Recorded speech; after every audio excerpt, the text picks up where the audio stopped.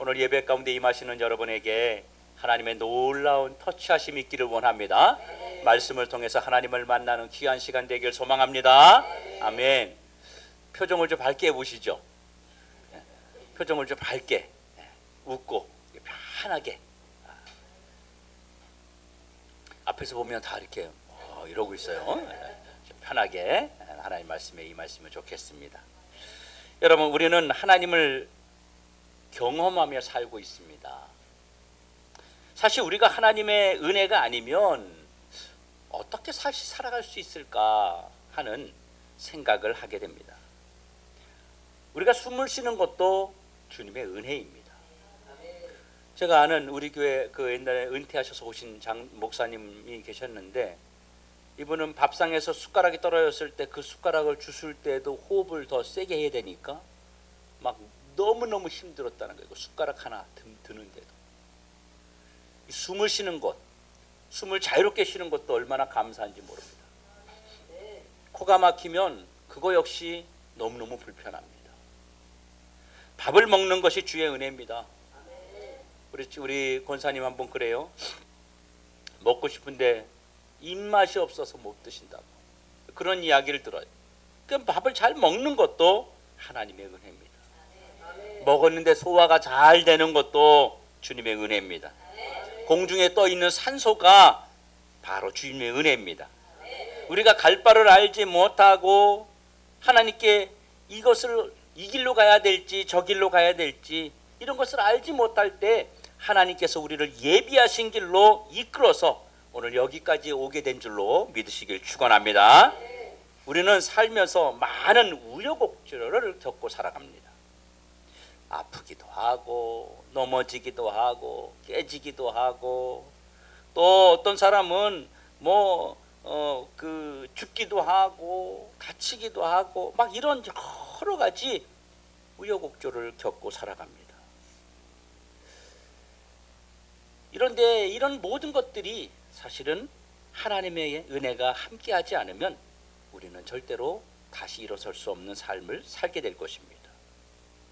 그러면 여러분은 이런 하나님의 은혜와 하나님의 임재를 경험하고 난 후에 여러분은 어떻게 하나님께 감사를 표현했습니까? 세상에 수없이 많은 사람들이 있지만 그 중에 여러분들을 지켜주시고 지금 이 순간에도 여러 가지 사건과 사고로 눈물을 흘리며 가슴 아파하는 성도들이 있습니다.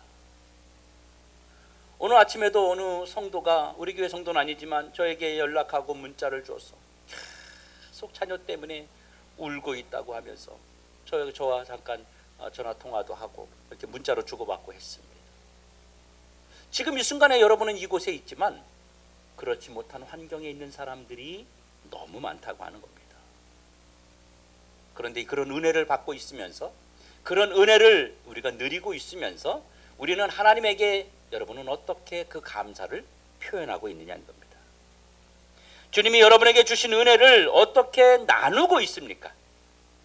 은혜를 받았는데 내가 주님 앞에 받은 그 은혜를 여러분이 어떻게 표현하느냐, 무엇으로 표현하고 있느냐, 이걸 묻고 있는 겁니다.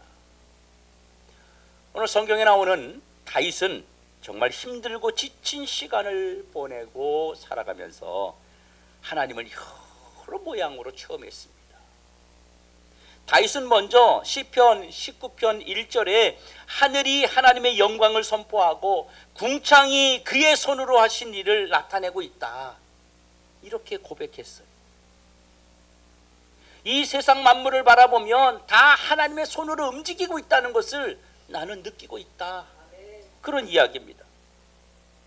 세상 모든 곳에 천지에 임재하시며 섭리하고 살아계시는 하나님을 그러면서 그는 마음껏 찬양했습니다. 또 시편 6절에는요, 하늘이 이 끝에서 나와서 저 끝까지 운행하며 그의 열기에서 피할 자가 없도다.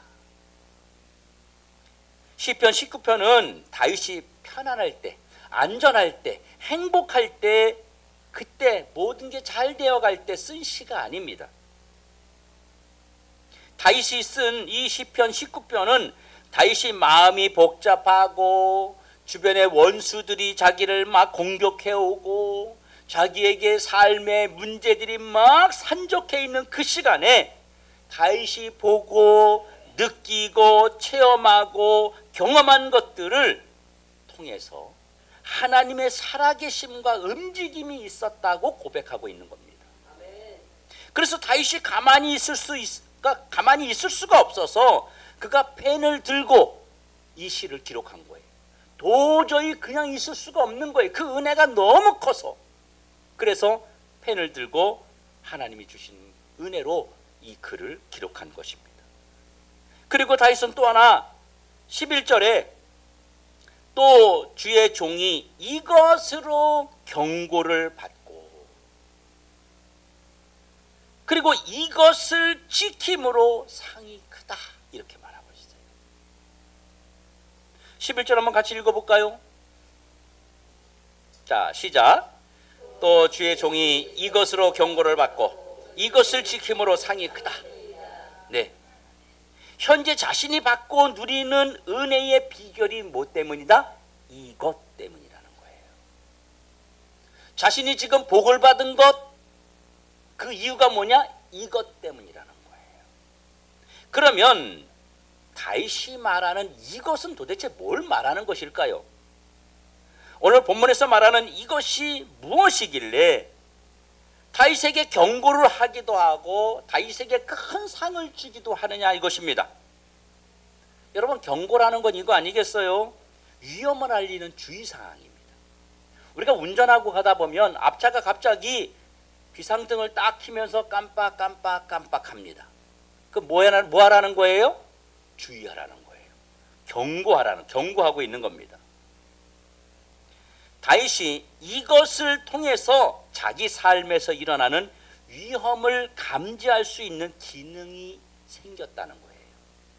이것 때문에 자신에게 다가오는 위험을 알 수 있었다는 것이고 이것 때문에 내가 하나님에게 복을 받을 수 있었다고 다윗은 고백하고 있습니다.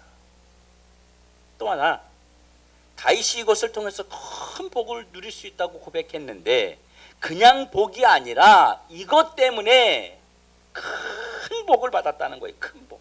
그러니까 작은 복이 아니라 어마어마한 복을 받았다고 고백하는 거예요. 그러면 여러분들은 다윗이 말하는 이것이 무엇인지 알고 있느냐는 것이죠. 오늘은 다윗을 큰 상으로 인도한 이것이 무엇인지 알아보고 우리도 이것으로 다윗처럼 큰 상을 받는 사람들이 되기를 주의 이름으로 축원합니다. 그렇다면 다윗이 말한 이것이 무엇일까요? 이것이 뭘까요? 여러분의 삶에도 혹시 다윗이 말하는 이것이 있습니까? 여러분들의 삶에도 다윗처럼 경고를 받고 여러분의 삶을 복으로 이끄는 이것이 있느냐고요. 이것. 다윗의 삶을 경고, 즉 절제시키고 그를 큰 상을 받도록 이끌었던 이것이 뭐냐는 거죠. 바로 여호와의 율법, 여호와의 말씀입니다. 다윗은 하나님의 말씀을 통해서 다윗이 경고를 받고 큰 복을 누리는 삶을 살고 있다고 고백하고 있는 것입니다. 그래서 다윗은요, 자신을 하나님의 말씀에 맡기면서 오직 하나님의 말씀을 사모하기를 그치지 않았습니다. 왜? 그것에서부터 모든 것이 왔기 때문이에요.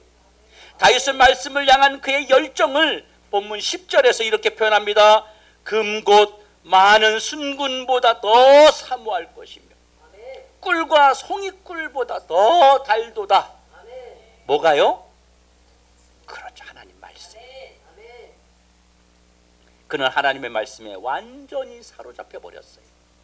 그 말씀이 얼마나 귀중하면 꿀송이보다, 자연산 꿀송이보다 더 달다고 고백하고 있는 겁니다. 그럼 도대체 다윗은 하나님의 말씀을 통해서 어떻게 경고를 받고 어떻게 유익을 얻었을까요? 다윗은 하나님의 말씀을 통해서 지혜를 얻었다고 7절에서 말하고 있습니다. 여호와의 율법은 완전하여 영혼을 소생시키며 여호와의 증거는 확실하며 우둔한 자를 지혜롭게 한다. 여러분, 우리는 다윗의 삶을 잘 압니다. 사실 다윗이 얼마나 곤고하고 얼마나 힘들고 얼마나 많은 환난에 있는 삶을 살았습니까? 다윗은 정말 있어서는 안 되는 그러한 고통도 많이 당했어요.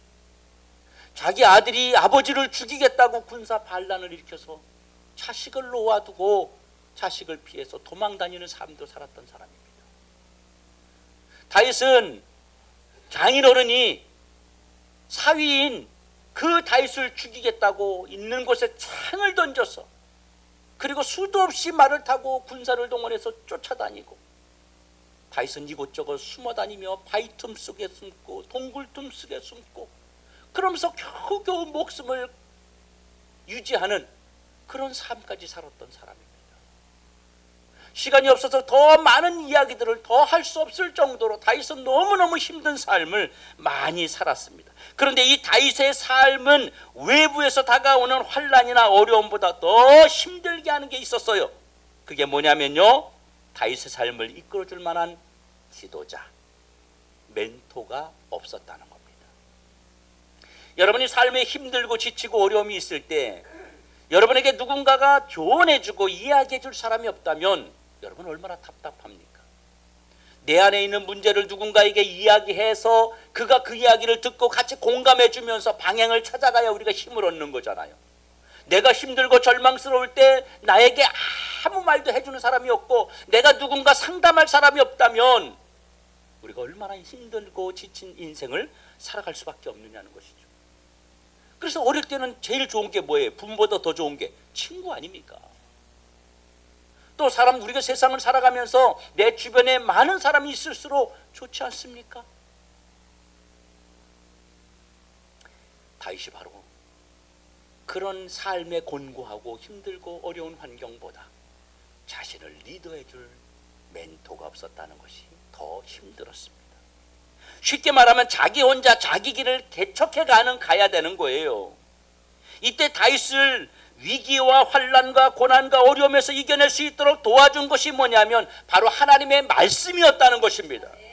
오직 여호와의 말씀만 의지했더니 그에게 세상을 이기는 지혜가 임하여서 세상의 지도력이 필요 없는 삶을 살게 됐다는 거예요.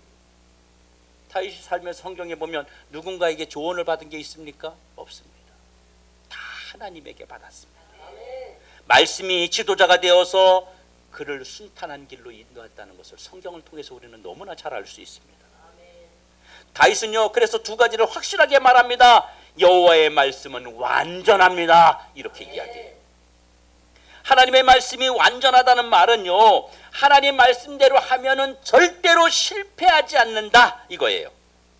이게 바로 다윗의 경험이었습니다. 내가 하나님 말씀대로 했더니 하나님 말씀이 완벽하게 내 삶을 이끌어 주었다.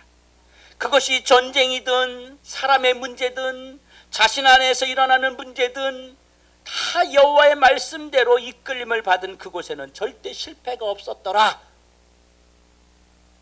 여러분, 말씀 안에는요, 우리에게 필요한 모든 것을 충족시킬 수 있는 무한한 능력과 무한한 지혜가 그 말씀 안에 다 들어 있습니다.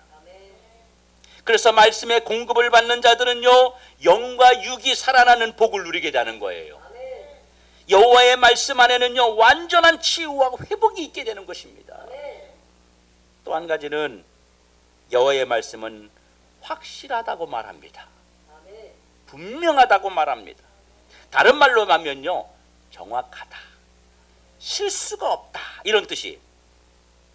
우리가 살면서 저 사람 왜 이렇게 저런 미련하냐, 아니 저 사람 왜 이렇게 어리석으냐, 우리가 이런 말 할 때가 있는데, 다윗이 인간이 가진 어리석음, 인간이 가진 그 채워지지 않는 부족함을 하나님 말씀을 쫓아가면서 하나님 말씀을 의지하면서 자기를 확실하게 이끌어 주었다고. 그래서 어떤 지혜보다도, 어떤 능력 있는 사람보다도, 어떤 힘을 가진 자보다도 훨씬 더 자기를 위대하게 만들어 주게 되었다고 고백합니다.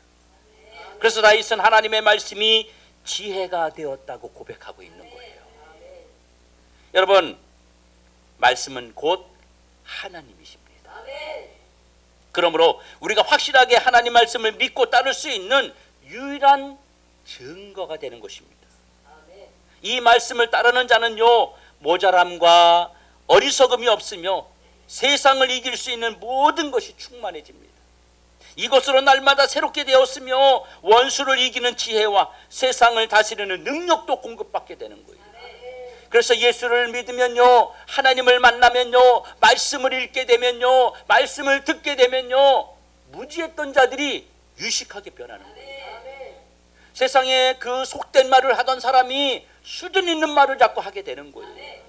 남들에게 영향을 끼치는 사람이 되게 되는 거예요. 선한 영향력, 좋은 힘을 발휘하는 사람이 될 수 있는 거예요. 말씀의 능력이 그것입니다.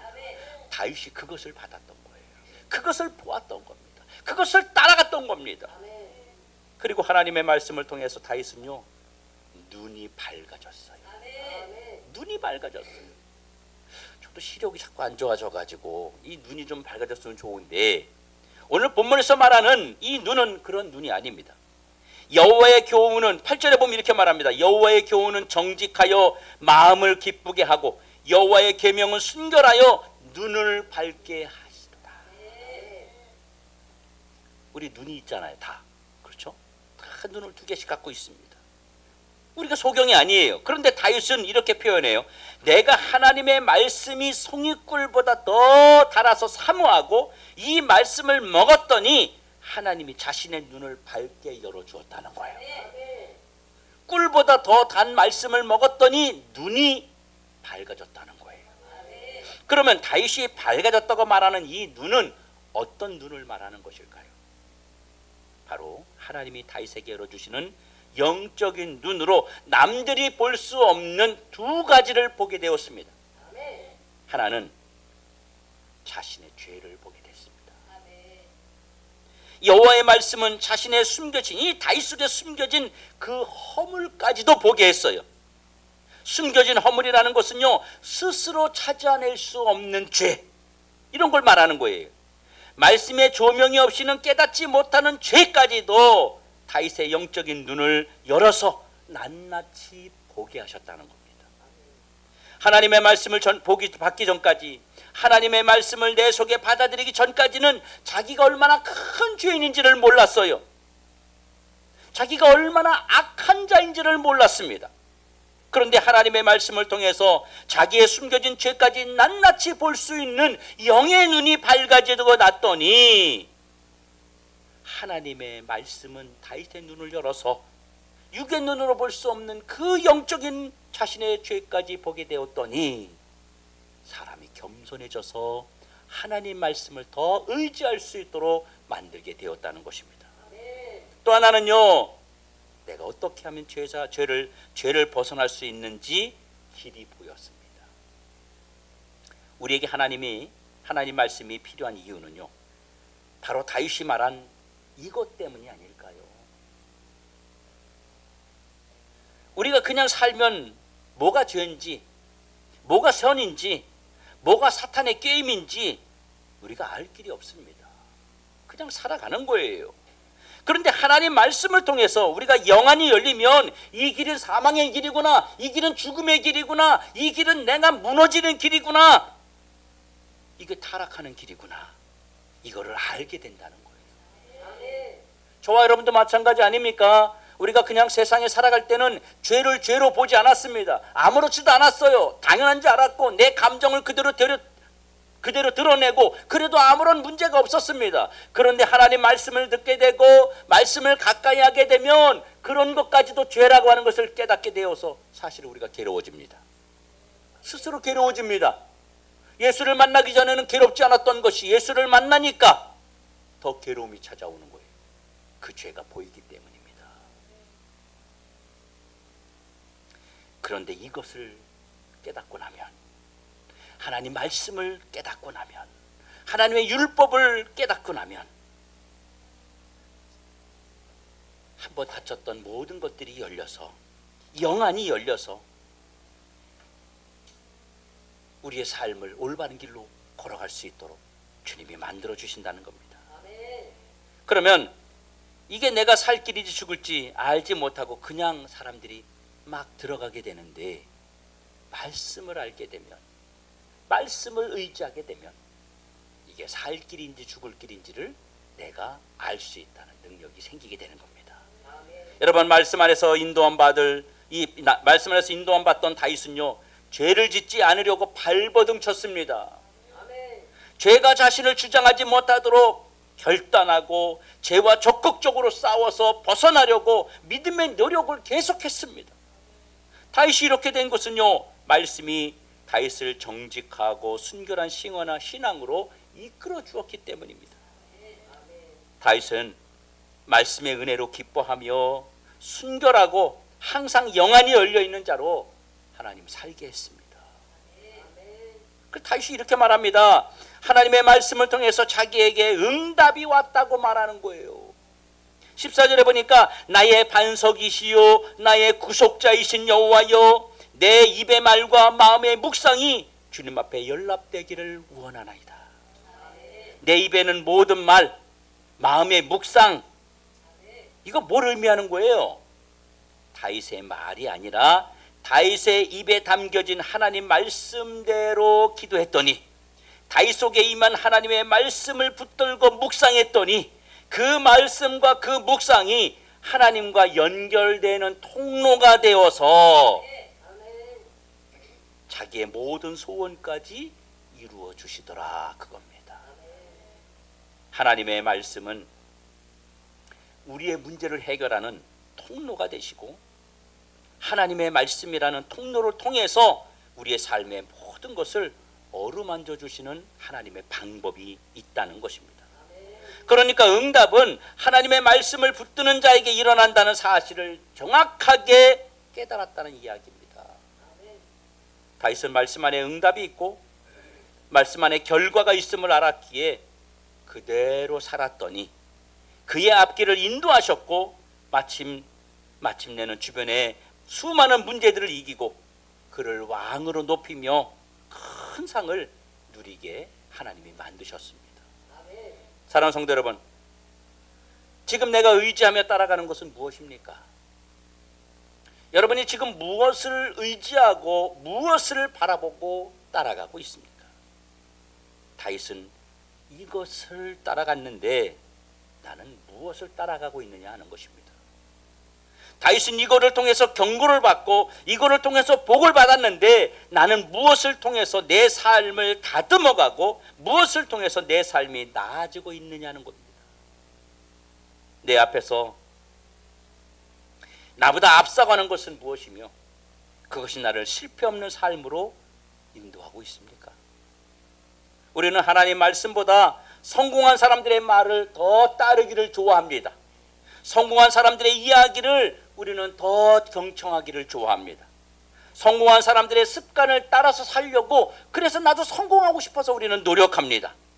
그래서 성공한 사람의 7가지 법칙, 성공한 사람들은 5가지를 잘 지키더라, 유튜브나 인터넷이나 책을 통해서 이런 내용들이 얼마나 많은지 모릅니다. 사람들이 이런 것을 그런데 많이 주목하는데 우리가 이 사람들의 삶을 그대로 따라하면 우리도 정말 성공할 수 있을까요? 어느 정도는 따라갈 수 있겠지만 근본적인 것은 해결되지 않는다는 겁니다.